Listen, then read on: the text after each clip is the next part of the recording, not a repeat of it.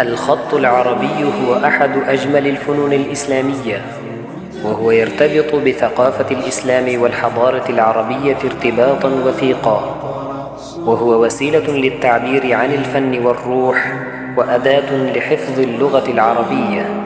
كما يعتبر الخط العربي رمزاً لهوية الأمة العربية والإسلامية.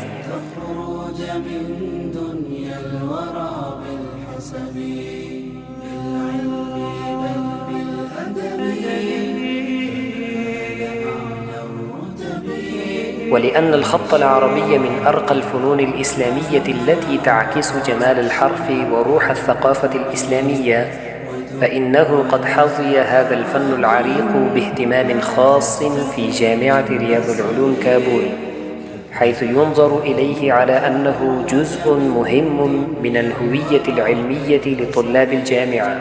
نعم نعم، لكنني من غير أم وأبي أهوى العلا وليس لي ما لن يقضي. تسعى جامعة رياض العلوم كابول إلى تعليم الخط العربي ضمن بيئة علمية تجمع بين العلم والروح الفنية، حيث يتم تدريبات لتعليم أنواع الخط مثل النسخ والرقعة والثلث والديواني. عالما فالعلم ميراث النبي،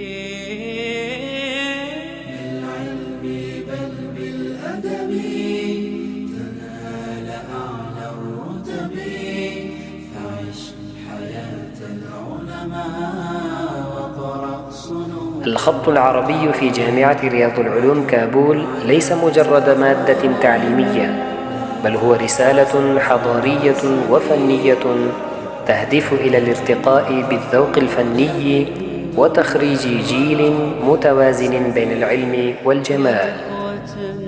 عهدتكم